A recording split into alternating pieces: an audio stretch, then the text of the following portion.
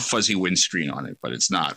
What is that again, Arrow? It's a nice photo. It's acoustic is what it is. It's a play. What happens is that Native Americans use acoustics to go into a different nation, and their worst enemy, they would go up and tap them on the shoulder to show courage. But it just shows also that somewhere inside their heart there is peace.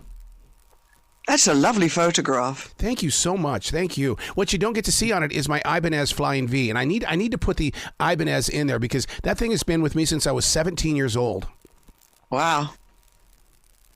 Where are you from? Originally from Billings. No, I was born in Sheridan, Wyoming, but I grew up in Billings, Montana. And where are you talking to me from now? Charlotte, North Carolina. Oh, Charlotte, North Carolina. I've been there. That's a lovely state. Yes, you have been here, man. God, what you have done with your life. I mean, it's just amazing. It's like you've got this one-way ticket to visit the world. Well, it amazes me too.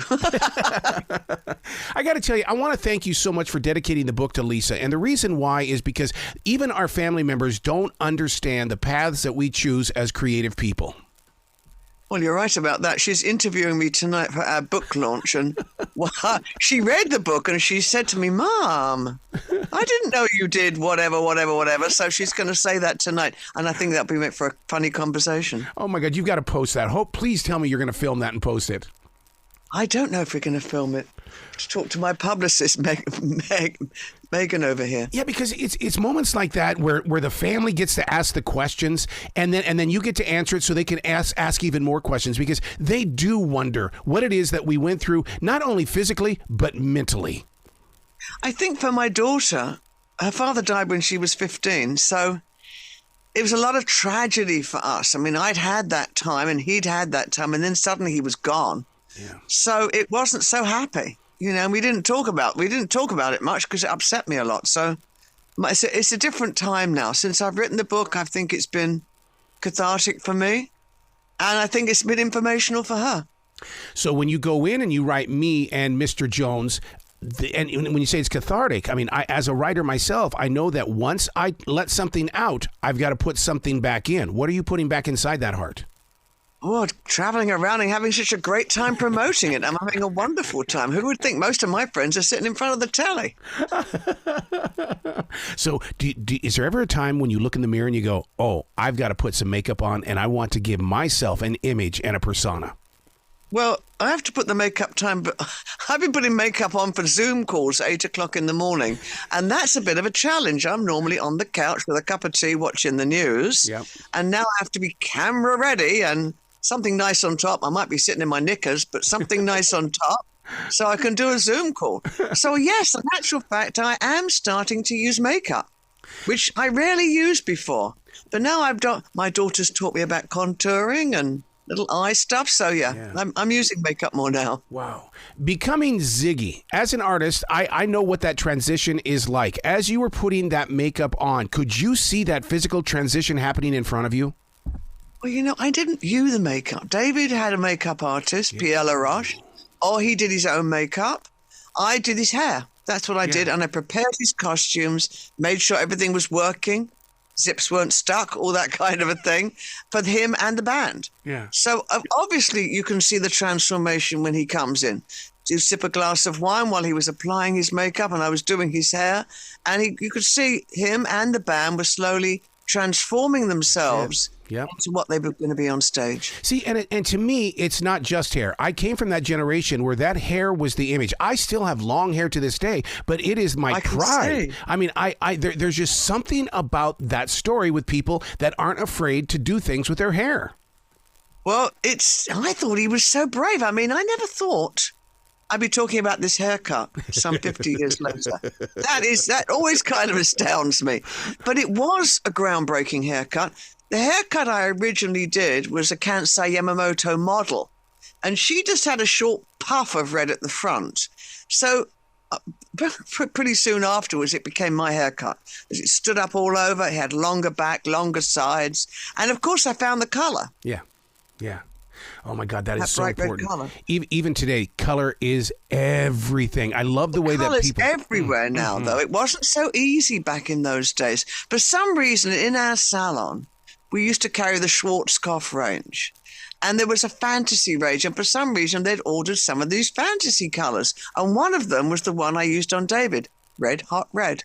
30 volume peroxide for any hairdressers out there to give it some lift. The problem was really making it stand up because there was no fixatives in those days. I think we had soft setting lotions or dippity-doo, and that wasn't going to do it. So I used this anti-dandruff treatment from Germany. It was called Guard. The side effect of this hair product was it set hair like stone. So I used it on David, and it worked really well. Wow. I was going to ask you, because there was no mousse back then. There was no way. There was nothing. But mousse would have been too soft anyway. Oh, my God. But it was it's the gels, I think, today that allow you to shape your hair in certain styles. We didn't have that stuff back then. We didn't. You're going to think I'm a freak, but I used to use Noxzema, and the only reason why is because I was trying to create a mess so I could do something with the mess. Yes. What did you use? I would use Noxzema. I would make it, and then it would make it kind of, when it would dry, it would be kind of like crystally. And it was like, okay, now I've got control. Like a cream, right? Yeah, exactly. Yeah, well, exactly. Some people use very different things for helping with beauty products. I used to girl that used to use Preparation H under her eyes, and apparently that really got rid of those bags. I mean, who knew? So when you're out there and you're bringing this stage together, you get to see the performers before we do in that live audience. I just can't imagine the conversations and or the eye conversation that you would have as things began to evolve. Well, I saw them in London at a college before I joined up with them. That was my turning point. After I saw that concert, I knew I had to be part of this, and that was my main focus, was getting to work with them. My friends told me I was crazy. No girls went on the road. But it was right in front of me. That was right in front of me, and I had to snag it. And I managed to do that. And then we were on the road, and it was rock and roll in its infancy. Yep. You know, on buses, fans were chasing us up and down England, and then America. It was an incredible experience. Incredible. You know, you talk about no women, but yet you were the only woman on that entourage.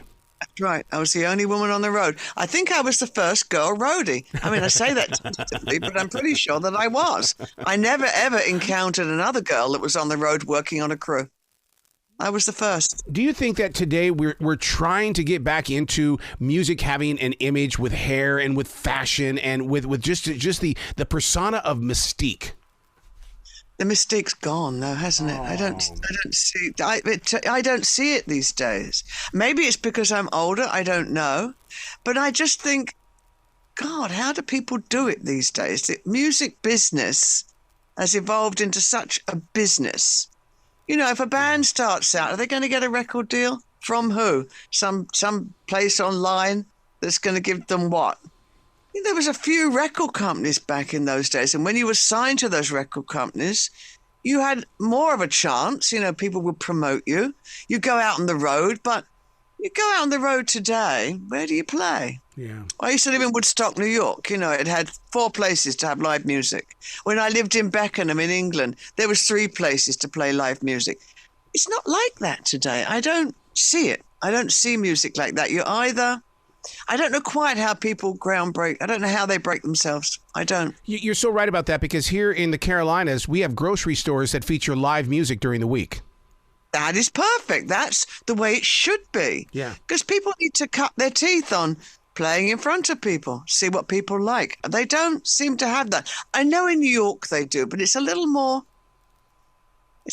bands that have got to a certain level that play in New York City. Yeah. In London, though, it's not really like that. When I go back to Beckenham, I go back. In Camden Town, maybe there's some. It's a very different business these days. When you came up with that hairstyle, you had to have practiced somewhere, and it didn't come out the first time. How did you really say, that's it, that's what we're going with? Did he let you play with his hair? Well, yeah, David was brave. I mean, he was really brave. I cut it. I cut it that first night, and I was cautiously optimistic. Yeah. But it wouldn't stand up. It just flopped to one side. And he looked like a schoolboy, and I felt dreadful, and he wasn't too happy. But I said to him, David, the second we get colour in your hair, the texture will change and it will stand up. I mean, I was praying I was right. And if the setting lotion hadn't worked, or if the guard hadn't worked, I was going to bleach his hair out white and then put the red on it, because that would have damaged his hair. And that was another way I was thinking I was going to make it stand up.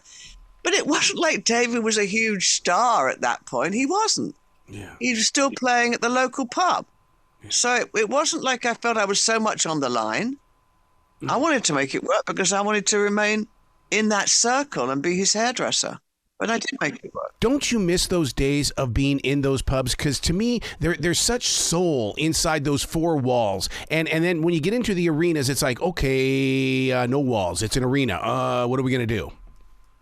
Well, I mean, I think people do actually compensate for the arenas. Taylor Swift, Beyonce, yeah, right. Those huge bands, they do put on. And you do have those big screens. Of course, we never had screens, so we could never see... You know, when that transition from regular rock to arena rock, they were just little twigs on stage, weren't they? No one could really see anything. Right. So I think they've compensated a lot for that by having the big screens and by these light shows. And we had dried ice. That was the best thing that we had. We have much more than that. So it's just evolved into something else. Oh my God, you bringing that up. That's exactly what we would do inside trailer houses and all these little private parties that we would bring the music to. We would use the dry ice. We would screw up our hair. We'd put junk on our face. And it's because of people like David Bowie. That's right. That's right. Yes, wow. It was. Wow. David Bowie was definitely a groundbreaker. And I happened to be along with him. So, yes, I had a wonderful time. Wow. The photograph of you with Ziggy, that should be framed on everybody's wall, because that to me is a collaboration of music that people do not ever get to see. Well, that was backstage, and it was a Mick Rock photograph. My darling Mick Rock, who died a couple of years ago, somebody else that's no longer with us. Mm-hmm. But he was a really, really good friend of mine, Mick, and he did many, many wonderful photographs of David and the band during that time. I got to spend some time with Mick, and I'll tell you what, that man, he talks in real deep conversation, and he's got a purpose and a plan, and he was just so amazing as to what his eyes had to do before it reached us. Absolutely. He was an incredible photographer, a real artist. Wow. So I'm so jealous of you in the way that you caught the Beatles at the age of 14. I caught the Beatles when they were solo performers. I wasn't moved by the Beatles, but yet I was moved by the David Bowies of the world. But how did you change at 14? Oh, it changed me completely. I think I was lucky, you know, our generation. My generation were the first generation that didn't go to war. Before us, there was my parents went to the Second World War. My grandparents were in the First World War and the Second World War. That's where they spent their formative years, killing people or driving people to their planes or waiting for people to come back in their planes that they didn't come back. So their world was very different to mine. We had the Beatles, the Rolling Stones, fabulous fashion, and the pill. So our generation had a whole different thing. I mean, I remember thinking that there was going to be no bigger gap between a generation of me and my parents. Well, of course, I was completely wrong, because computers, AI, all the things are different now. They were just as big. But we were the first generation that didn't have a war. We were the first generation that had a lot of live music. And the Beatles, of course, changed everything. Wow. Seeing them in that small place I did in Fairfield Halls. I mean, I say see them because I couldn't hear them. We screamed the entire 45-minute set. Yeah. Why did we do that? Do people still do that? I'm not sure. Yeah, do people scream at Harry Styles so they can't hear him? Yep, they sure do. I don't know. I've talked with people that have seen Harry as well as Taylor Swift, and all they remember is how they have no voice because they couldn't stop singing and or screaming. That's right. So it's a very strange phenomenon. You know, I think it's very odd that we do that. We pay good money to go and see a show and then we scream all the way through it. Wow. I don't know. I think only really young girls do that these days.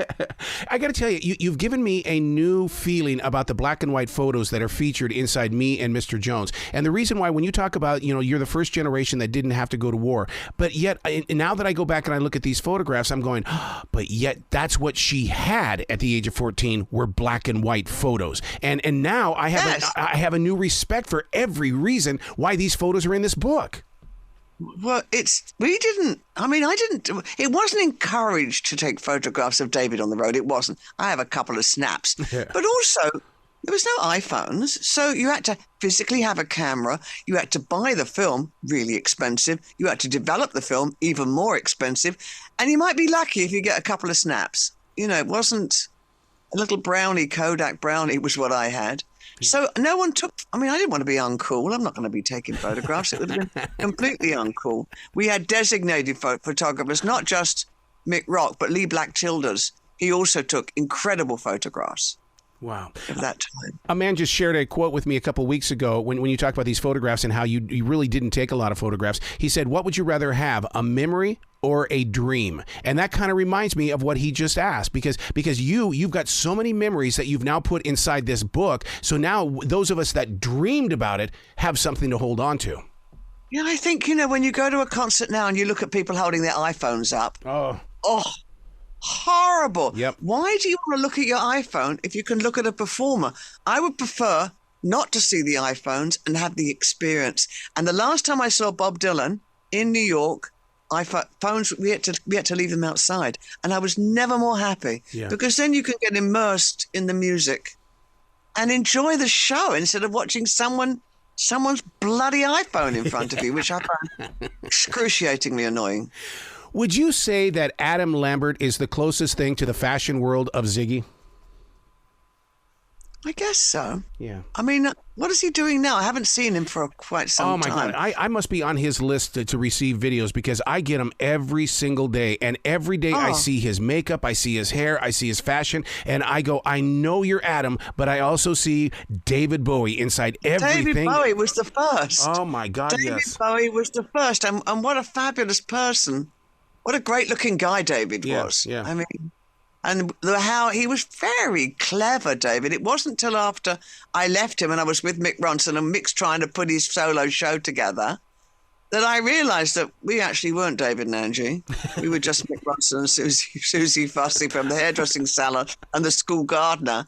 And for David and Angie, it was almost effortless for David to change himself, to do something different, not just musically, but the way he looked. Yep.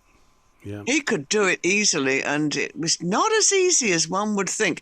When we tried to transform Mott the Hoople, oh my God, we couldn't think of anything. We just couldn't think of anything. They just had short hair, and it just looked like Mott with short hair. It wasn't a groundbreaking change like David. Every time David changed his appearance, it was incredible. Yeah. Where can people go to find out more about you, Suzi, and give you a ton of love? Well, I mean, I have my Facebook page. I know that I'm on Faber and Faber from the UK, and I'm on Pegasus in New York, and you can see a lot of stuff about me there. And through listening to people like you, that's when you can find out more about me.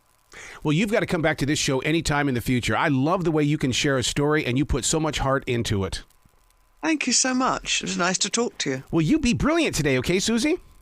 Thank you. My opening tonight in New York. My New York launch is tonight in New York. And your daughter's going to interview you. So go. You've got to film it. She is. It's funny. It's funny.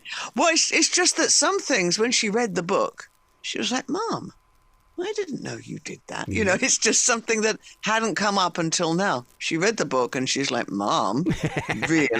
It's a bit like that, you know. Yeah. Well, you have a great time tonight, okay? Thank you so much. Thank you. And thanks for today.